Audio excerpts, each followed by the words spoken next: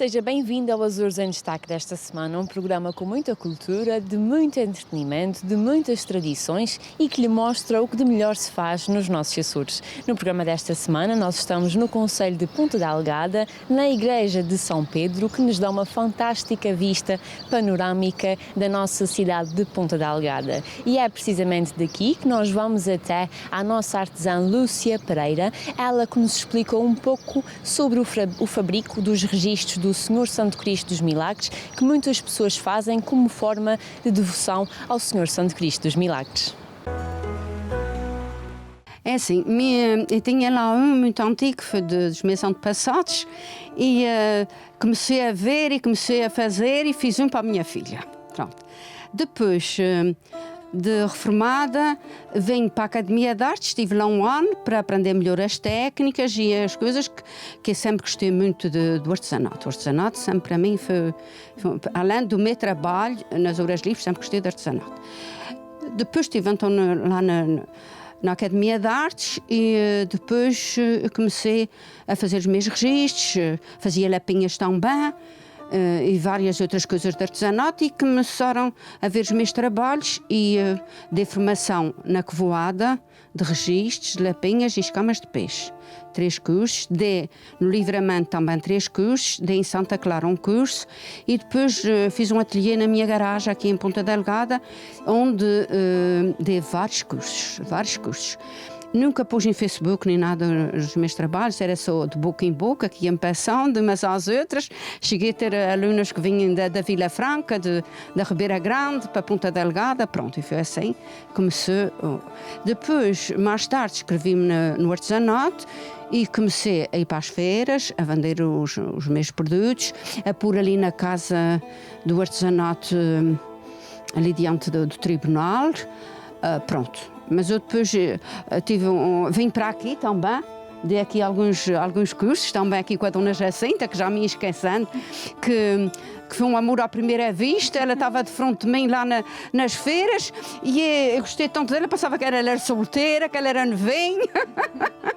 E a sua simpatia e tudo, formaram-nos grande amizade e depois vim para aqui dar cursos. Os registros é das coisas mais caras que nós temos, que fazemos de artesanato. Porquê? Porque os reposteiros de São Cristo, os altares e tudo é tido bordado a canutilha, em que o canutilho é caro, um fiinho, não sei se é um euro, se que é, pronto. E isso é dinheiro que se compra. E depois comprei o papel de prata, que é para fazer as flores. Depois compra-se algodão, depois compra-se a verga, depois tem que se comprar um boleador, um bico de pato, que é para moldar as flores. E depois tem que se comprar a caixa para os registros, que é cara. E depois a estampa do Santo Cristo, cola, usa-se muita cola nesses registros. Os meus registros eu faço sempre os tradicionais. Portanto, eu só usei moldes na Academia de Artes e que tenho para as folhas. De resto, é tudo com moldes de papelão, em que eu ponho em cima do papel de prata, do papel de seda, do papel de arquiteto, e recorto, e depois numa saquinha que leva dentro farelo de serra, em que com o bico de pato, com o boleador, vê o moldão das flores. Os olhinhos, há quem faça com estanos, eu faço com os típicos, com o olhinho de algodão, depois cisalem toda à volta e pica-se papel crepe muito miudinho e põe-se na cola de madeira e vale aquele papelinho onde faz os olhos das flores. Portanto, é tudo manual, tudo manual. É assim, eu tenho um que foi todo feito na Academia de Artes, que é tudo em tecido de seda, que é gomado, recortado e com ferro quente, com boleador quente, as flores, carreira por carreira, tudo moldado com aquilo. Portanto, isso é um registro que leva uns 4 meses a fazer. Mas é grande, o meu é muito grande. E leva 2 altares, vários, os reposteiros todos muito bordados com aquilo, portanto, isso leva tempo. A média, pronto, se uma pessoa se sentar todos os dias é diferente que só fazer umas horas, mas pronto, é um registro. Se é pequenino, a gente faz num mês. Portanto, se é pequenino. Mas para não fazer assim muitas coisas.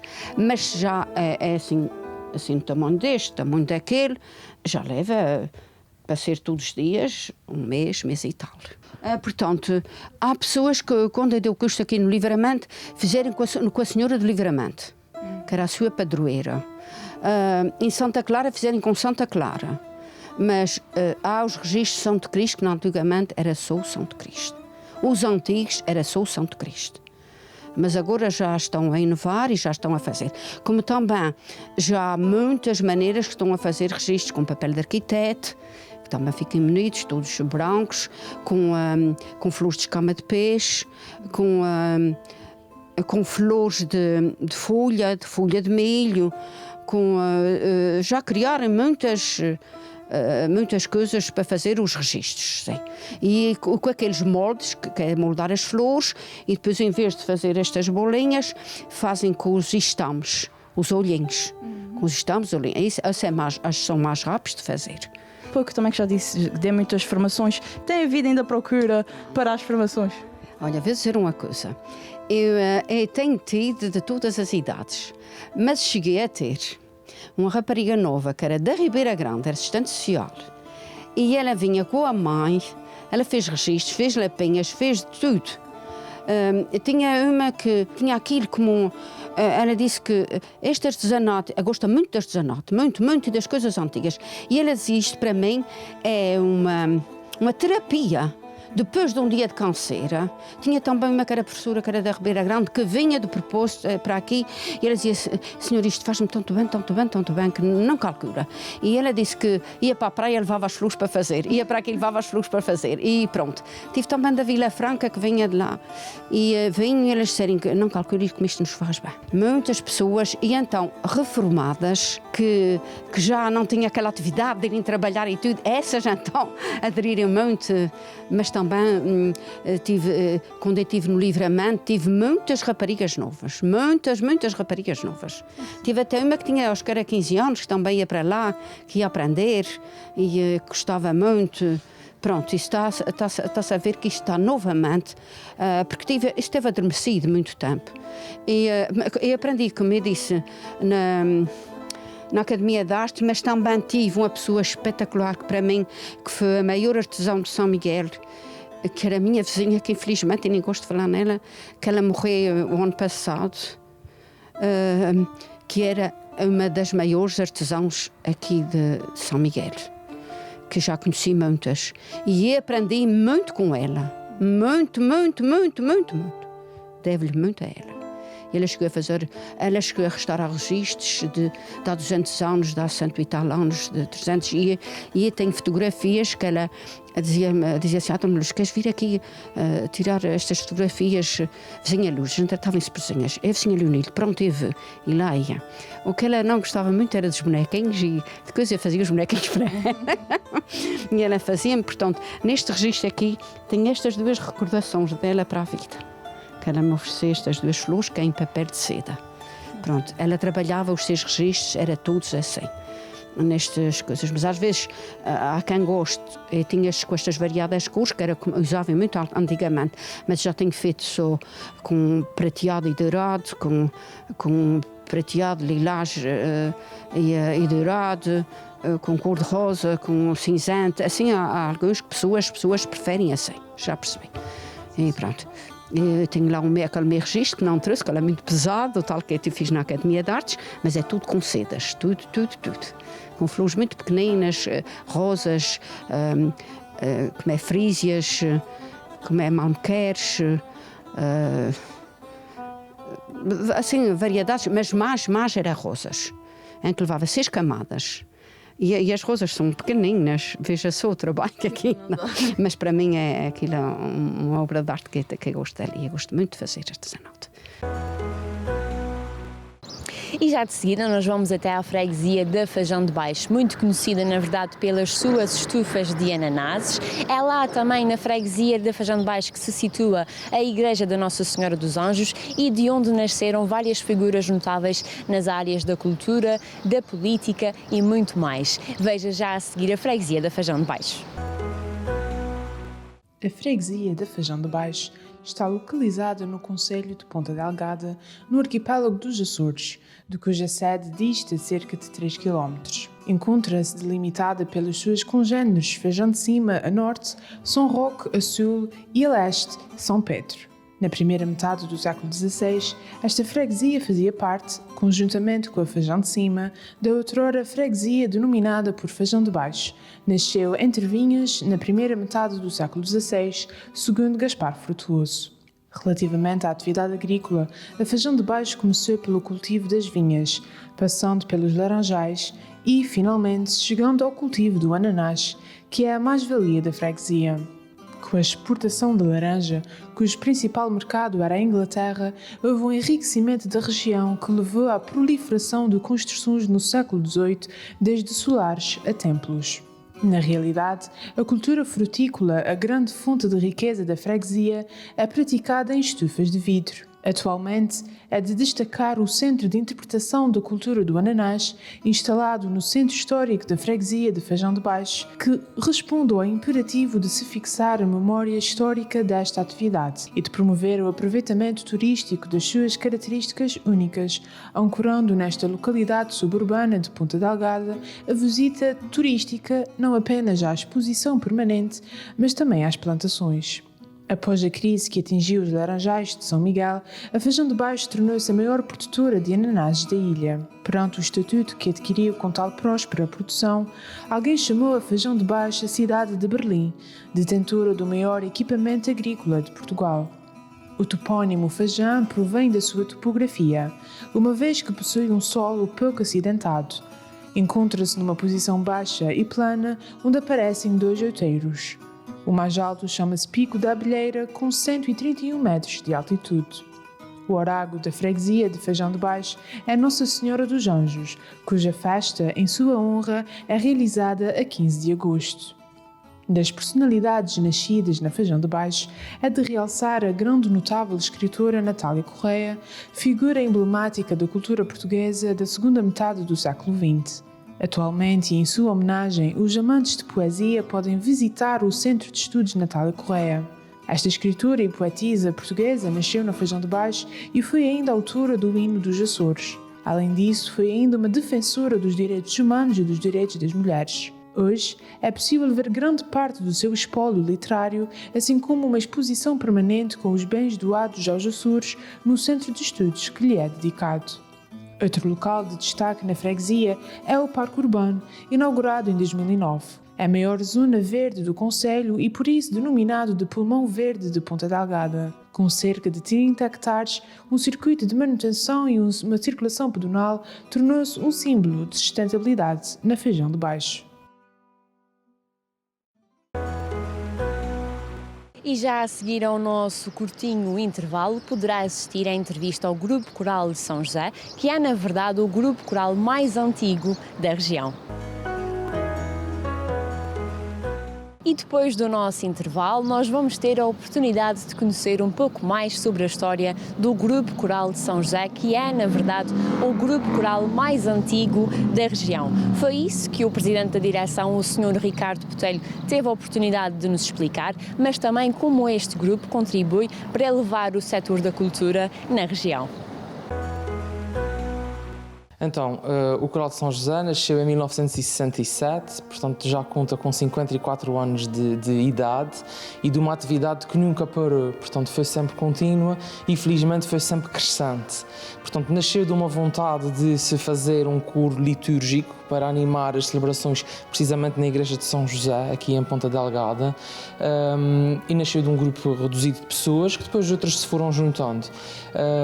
Como disse, primeiramente para animar as celebrações litúrgicas em em São José, depois também para fazer parte do coro que viria a acompanhar as primeiras transmissões de missas da RTP Açores, que eram transmitidas nos Açores e também na diáspora, e daí a vontade foi crescendo e outras pessoas se foram juntando e a dimensão do coro foi aumentando, passando a fazer pequenos recitais, depois alguns concertos e chegando ao ponto em que estamos hoje, que fazemos grandes concertos, festivais e que já temos um corpo de coralistas bastante maior e atividade muito mais desenvolvida do que tínhamos na altura, mas portanto foi um processo crescente, felizmente positivo, com boa adesão da parte do público e das pessoas que o compõem, portanto resumidamente é a cronologia do Coral de São José. Bom, como digo, nesta evolução o coral foi também crescendo não só em número, mas também nos desafios que fazia e até na programação que tinha para fazer.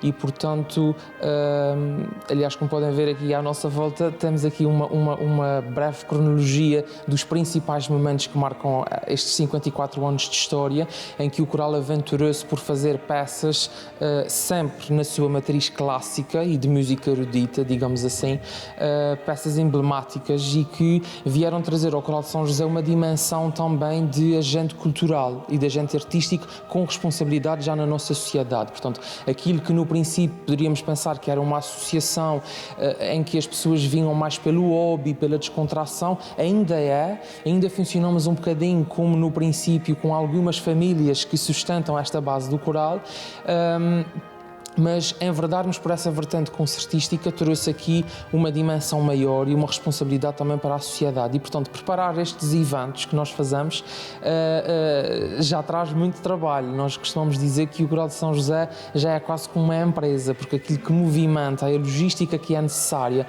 para que o nosso público tenha espetáculos de qualidade, que nós pretendemos que sejam de qualidade, exige muito trabalho. Portanto, desde a escolha do repertório, termos a preocupação de trazer novidade, de escolhermos o repertório associado à nossa matriz, capazes de o podermos interpretar, querermos constantemente trazer novos nomes para trabalhar connosco. Portanto, a nossa história também cruza-se com a história de vários maestros, vários solistas regionais, nacionais e internacionais que tiveram a simpatia de se juntar a nós. Somos um coro já com alguma qualidade e com referência, mas somos amadores naquilo que fazemos. Portanto, também nos engrandece muito e sentimos muito honrados de determinados nomes da música clássica e erudita se juntarem a nós, portanto, dão credibilidade ao nosso projeto. E, portanto, desde escolher essas pessoas e depois toda a logística de escolhermos o espaço, de prepararmos, de montar estrados e contatar a orquestra e cadeiras e estantes, partituras, viagens, estadias, a comunicação dos eventos. Tudo isto são preocupações que na nossa organização, portanto somos uma associação que tem os seus devidos órgãos, em que a parte executiva compete a uma direção e, portanto, a eles é pedido e é incumbido de fazer esse trabalho de organização de toda essa produção e logística dos nossos eventos. Qual diria que ser alguns dos eventos pelo qual o Coral de São José é mais reconhecido? Olha, são alguns, felizmente. A nossa história honra-nos muito e temos muito orgulho nela.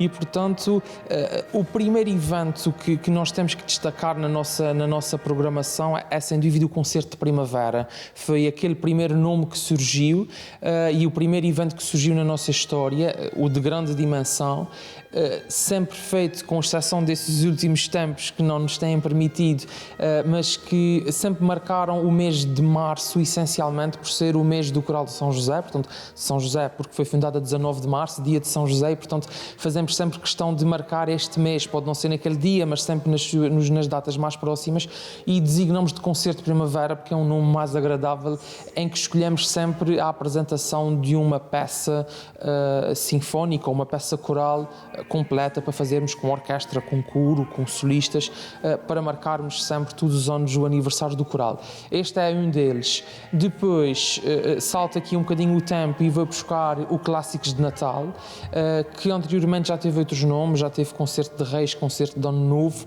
Atualmente adoptamos o formato Clássicos de Natal.